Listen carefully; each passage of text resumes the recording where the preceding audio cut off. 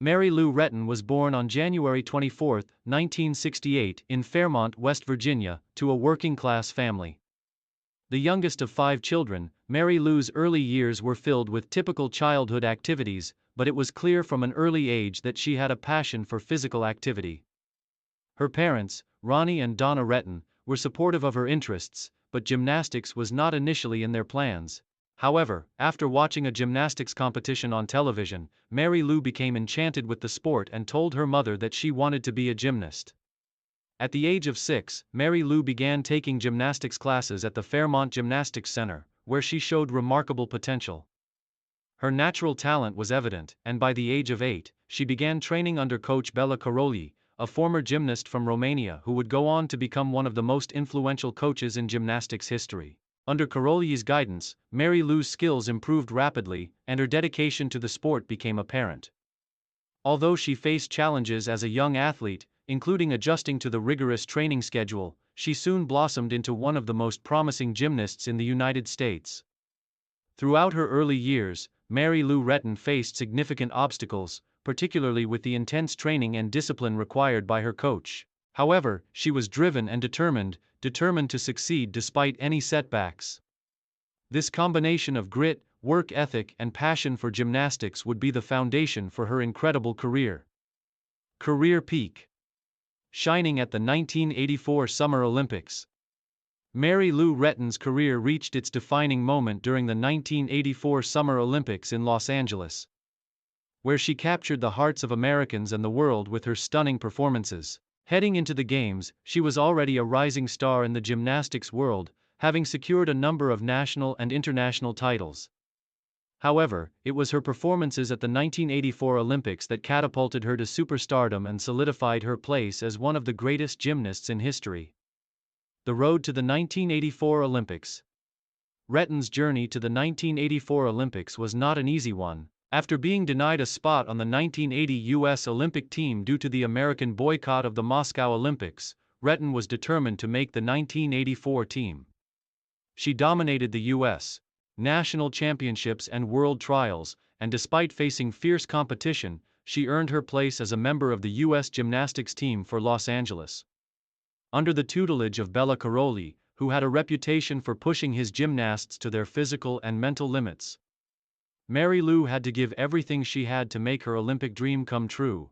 When the 1984 Olympics began, Retton's talent, combined with her resilience, quickly became evident. She was able to overcome nerves and pressure, delivering consistent and brilliant performances throughout the competition. The historic all-around gold medal. Mary Lou Retton's most iconic moment came on July 31, 1984, during the final day of gymnastics competition at the Los Angeles Olympics. The all-around gymnastics event was fiercely competitive, and the leading contender was Nadia Comaneci, the Romanian gymnast who had already set records at previous Olympics. But it was Mary Lou who became the star of the Games, narrowly defeating Romania's Ekaterina Sabo to win the gold medal in the women's individual all-around competition. Her score of 39.707 was the highest of the competition and made history by becoming the first American woman to win the Olympic all-around gold medal in gymnastics. Retton's win was particularly monumental because the competition was held in the midst of the intense pressure of home expectations. Her routines on the vault, uneven bars, balance beam, and floor exercise were technically perfect and full of emotional expression, earning her the admiration of fans and judges alike. At just 16 years old, Mary Lou had become a sensation and an American hero. The vault. A defining moment. One of the most unforgettable moments of Mary Lou Retton's Olympic career came in the vault event. In the final round, with everything riding on her performance, she executed a near-perfect vault that earned her a perfect 10.0 score. This score, which had previously been a rarity in the gymnastics world, was a crowning achievement in her career and cemented her place in history. Her combination of technical skill, bravery, and grace under pressure became the defining feature of her success. In addition to her all-around gold medal, Mary Lou also earned 2 silver medals, in the team competition and vault, and 2 bronze medals, in the floor exercise and uneven bars. By the end of the competition, she had won 5 medals in total, an extraordinary achievement for any gymnast, let alone a 16-year-old. Main achievements: a legacy of excellence. Mary Lou Retton's success in the 1984 Summer Olympics was the peak of her career, but it was far from the only chapter of her gymnastic journey. Her legacy extends beyond her Olympic triumph, as she became a symbol of American athleticism and a trailblazer for future generations of female gymnasts. Gold medal in the all-around. Retton's 1984 Olympic gold medal in the individual all-around was a groundbreaking achievement, as she became the first American woman to win this prestigious event. Her victory helped raise the profile of gymnastics in the United States and inspired a new generation of athletes, particularly young women, to pursue the sport. Her victory remains a hallmark of American excellence in gymnastics. Consistency and perfection. Over the course of her career, Retton was known for her consistent performance, particularly in the most high-pressure situations.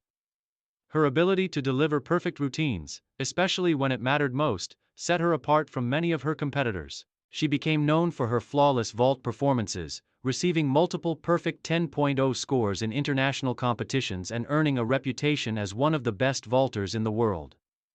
Breaking barriers for female athletes. Mary Lou Retton's success transcended the world of gymnastics. As one of the first female athletes to achieve such widespread fame, she became a role model for women in sports across America and beyond.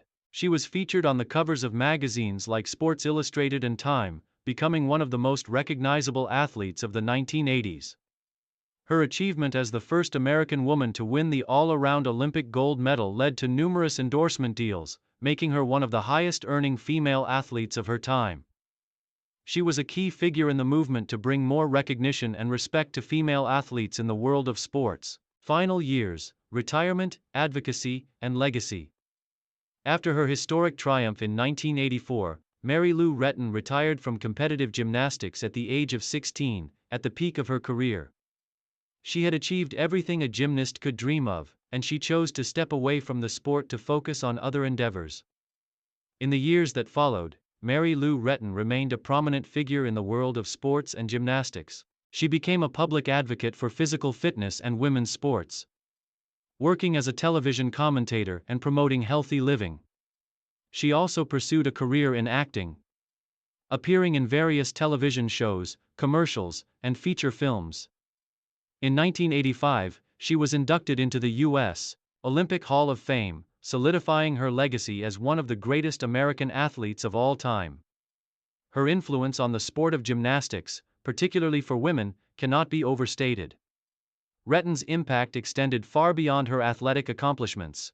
Her advocacy for women's sports, her work with charitable organizations, and her continued influence on gymnastics programs helped lay the foundation for future generations of gymnasts. In the 1990s and beyond, Mary Lou continued to make public appearances and serve as a mentor to aspiring gymnasts. She remains involved in charitable work and continues to advocate for the development of gymnastics programs and young athletes. Her autobiography, Mary Lou Retton, Making a Difference, published in 1985, further cemented her place as an influential figure in the history of American sports.